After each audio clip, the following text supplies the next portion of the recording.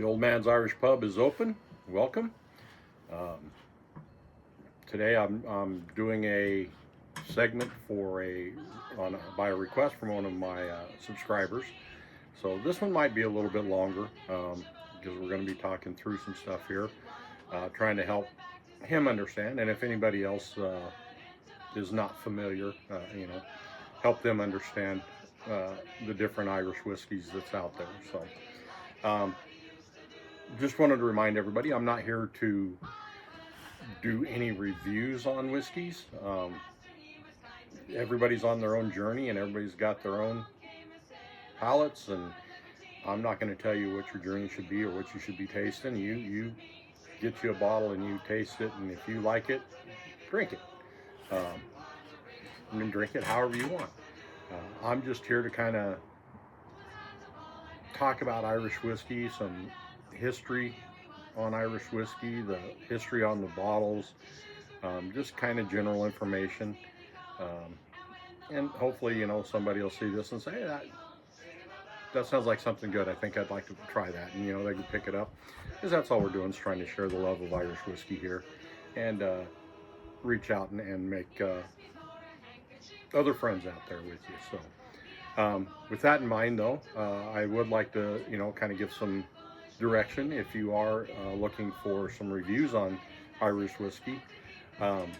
For Four Leaf Whiskey, she does a great job on reviews, not just Irish whiskey, but various whiskeys and stuff.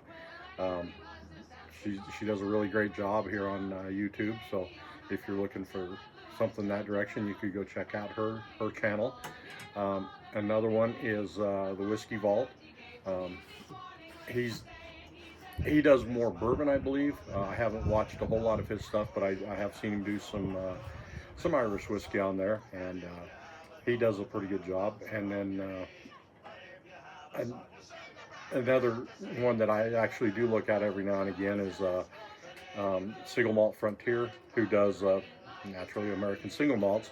But they kind of get into some different things on different days out through there. So, but those are a few. If you're looking for some reviews on some stuff or whatever, go check out those channels and show them some love and support as well. So, okay, well, let's get started with this request. The request was, help me understand the different Irish whiskey that's out there. So I guess to begin with, let's say that Irish whiskey has to be made on Ireland. It has to be aged for 3 years, and it has to be aged in wood. Once you make your distillate and everything, and you put it in a wood barrel, in 3 years, you now have Irish whiskey. In general terms. So if it's not in Ireland, you can't make this distillate in Ireland and then bring it over to the U.S. and throw it in a barrel, and it's not going to be Irish whiskey. It'll be illegal if you try to label it as such. So that's what it takes to become Irish whiskey. But now inside the Irish whiskey profile there, or the Irish whiskey label, there's 4 different styles of Irish whiskey, and that's what we got here. We've got one of each. We've got single grain, we have single malt, we have single pot still, and we have a blend. Okay, so the first thing I'll do is I'll explain the single. Okay, if it's called single grain, if it's called single malt, if it's called single pot still, that means that it's from the same distillery. Okay, you cannot take let's say you're doing a single grain. You cannot take a single grain from one distiller and a single grain from another distiller and blend them and still call that a single grain whiskey. It can be a grain whiskey, but it cannot be a single grain whiskey. So if you're looking at single on the bottles, that means it's all from the same distiller or distillery. So if I say single grain and I say grain or whatever, or pot still, that's we've got the single portion out of the way, so hopefully you all understand that one. But anyway, let's get started. Single grain Irish whiskey is the most produced Irish whiskey in Ireland. Um, it's not up until just recently that they started releasing it, in larger quantities on its own. But it's used um, to do a lot of blending with your single pot and your single malt, or with your malt and your pot still whiskeys. So it's the largest produced whiskey on Ireland. Um, it has to be no more than or 30% maximum malted grain, and then uh, the rest of it can be or is unmalted, and it can be whatever grains you want. The most popular grain in Ireland, or traditionally, has been corn, but you can use wheat, oats, just whatever grain is out there. But it cannot be more than 30% malted to make that. It also has to be distilled in a column still, which is a continuous still, which means it continually runs, and you just keep adding your materials to it, and it'll keep producing your spirit for you. So that's basically what a single grain whiskey is. Um, it's got a lot of different characteristics to it because of the mash bill on it. It's really typically it's really smooth, creamy, and because of the corn, I think that you'll get quite a bit of a sweetness out of it. So, but that's what makes up your single grain.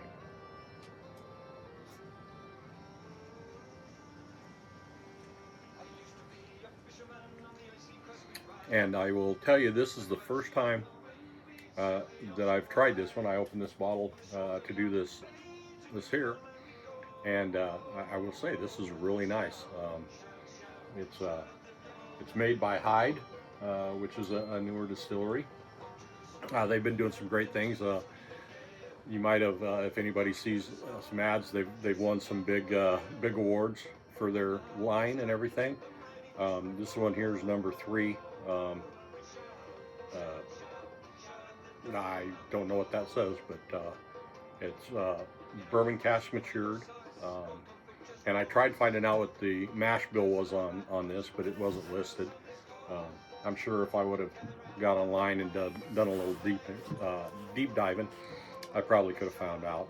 But like I said, I'm just talking about the difference in the spirits right now. So anyway, that's a single grain. Okay. The next one is the Teeling set next to it, and it's a single malt. There again, single from the same distillery, so all this liquid came from Teeling, and it's malt, which means it is 100% malted barley. So they have to malt everything, and then they distill that, and that's probably for those of you who are into the Scotch and stuff, that is the biggest Scotch that's out there is your single malts. And Irish has a ton of single malts as well, and there are some really, really great ones out there. Some of them I'm a little disappointed in. I get too much barley taste to it, and that's not a taste that I really enjoy that much. But I really do enjoy a single malt, and that's why with the single malt Frontier, I'm just in there because I do enjoy having an American single malt now and again, and kind of look at his guidance for some good ones there.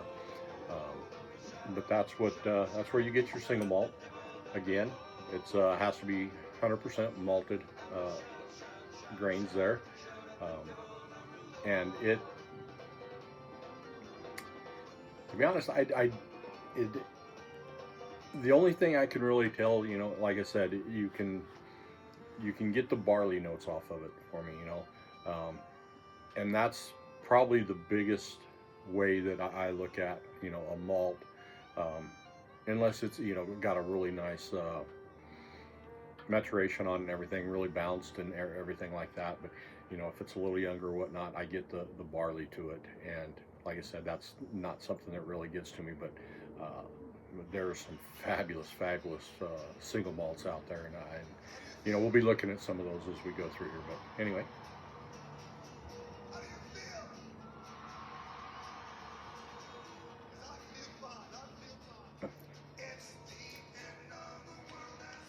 Yep.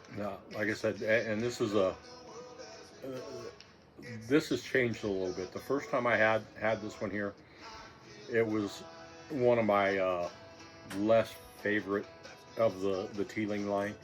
I really enjoy the pot still, and their single grain is great, and the blend is really nice, and the rum cask. This was probably my least favorite. Well, uh, did a little tasting uh, with Teeling, and they've made a little bit of changes to it, so I had to go out and get a bottle, and I think this is much better from what I remember the first one.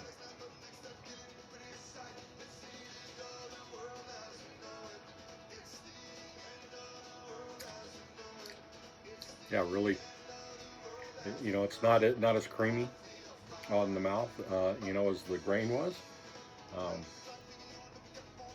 but it's got some really nice flavors there. It's you know, none of these are really high proof. They're all kind of the core range, you know, lower end core range for these places. So you know, it's it's got good bounce to it, but you know, it's kind of, it's not as robust and not as bursting with flavors and stuff, you know. But like I said, still an excellent whiskey. So anyway, that's our single malt. Next, um, yeah, we got a Glendala pot still there, and that brings us into the pot still. And what the pot still is, well, they're trying to make some changes to the pot still mash bill regulations. Um, what they're doing now is something that came up here 2014, 2015, if I'm not mistaken. They drew up the mash bill regulations for pot still, and it was 30% malted barley, 30% unmalted barley, and no more than 5% of any other grain to finish it out. Um, they're trying to change that because they're finding that historically the old mash bills that they're running across and everything used a lot more other grains in their pot still. So you know, it's not really a historical mash bill the way it sets right now. So there's some of them that's out there trying to push to get that changed. And I can tell you, I've tasted some non-GI pot stills that are just fabulous. Um, but then again, there's compliant pot stills out there that are just as good, and you know. But then again, I don't know if you can see it. I'm team pot still here. You know, that's my favorite whiskey out of anything. If it's a pot still, is I really enjoy it. But the you get the creaminess on it. Uh, the green barley, the unmalted barley and stuff adds some nice spice to it, and I think that brings in spices that I don't think you can get um, in any other style of whiskey, really. And I think that's why I really enjoy it. To kind of compare it to something out of the U.S., I think you could look at like a rye. Uh, and I think a rye whiskey and a pot still whiskey kind of share some characteristics with each other, and that's why one of my favorite Irish, or I mean my American whiskeys, is rye. So, yeah, like I said, this is my favorite style. Even a bad pot still to me is still pretty dang good, and a great pot still is out of this world. I'd say probably two 2 or 3 out of my top 5 are pot stills that I've ever had. You know, I just really enjoy them. Such a great nose on them.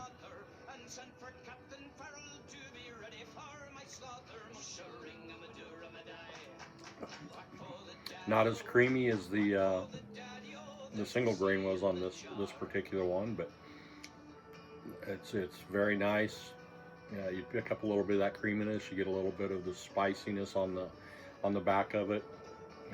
You know, it just kind of bounces the whiskey out without, you know, it kind of bounces itself out, you know, just by the mash bill and everything. So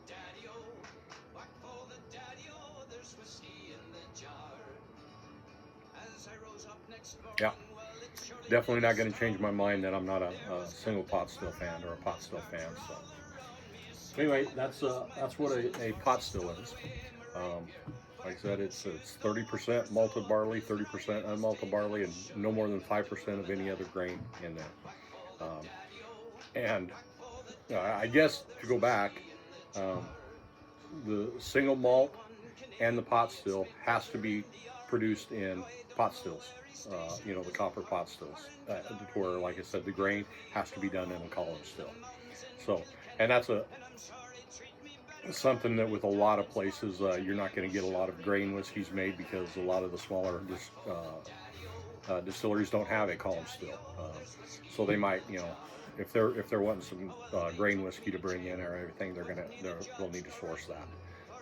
So anyway, that brings us to our last one, which the Kilbeggan on the end. This will be the first time I've had this particular blend, but there's some great blends out there. I don't know, some of you that are fans of Irish whiskey probably know the Midleton Very Rare, and that is a blended whiskey. And what a blended whiskey is it's just 2 of these other 3, or at least 2 of these other 3 that have been brought together. So you can have your grain in single malt, you can have your grain in pot still, you can have your pot still in your malt, or you can have all 3 of them together. Any combination and any percentage qualifies that as a blended whiskey, Irish whiskey. And you know, to a story, there's one out there that it's a single pot still, but for legal reasons they couldn't call it a pot still. So to change that, they didn't really want to change the whiskey itself, so they just took a little drop of some grain whiskey and dumped it in the pot still, and now it's a blended whiskey. And you know, so now they can't call that a single pot still whiskey or a pot still whiskey, because it's actually a blend, just because they put that little bit of grain in there. But that was something behind the scenes, like I said, for legal reasons they needed to do that. But and it's a really great whiskey. We'll talk about that when we get to it. So, but yeah, this is the Kilbeggan, and like I said, I tried finding out what this is, and it doesn't say what the blend is on it, if it's all 3 of them, or there again, I probably could have went and done a little bit more deeper dive, but it's more about what made the whiskey than what's actually in the whiskey. So don't get mad at me because I didn't do a little bit more homework, but it's got an interesting nose on this one.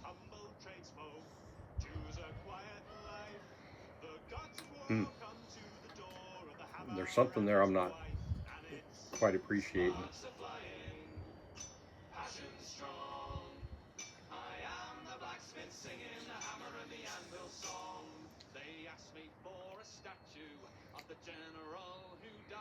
Okay, it's not carrying through on the palate, which that's good. That's not bad. You know, it's 40%. I think it needs. I think it'd do better if it had a little bit higher ABV on this one. It's kind of, it's a little flat to me.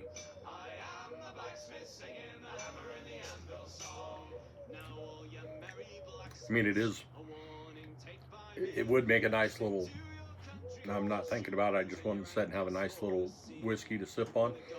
this would be a good one, the Kilbeggan. So I mean, if you see it out there, I mean, it's I actually picked this one up on sale, but you know, it's not a pricey one, and all of these should be pretty much readily available wherever you're at. I bought all of these here locally, and we don't have a very good selection of Irish whiskey here in town. So, like I said, these should be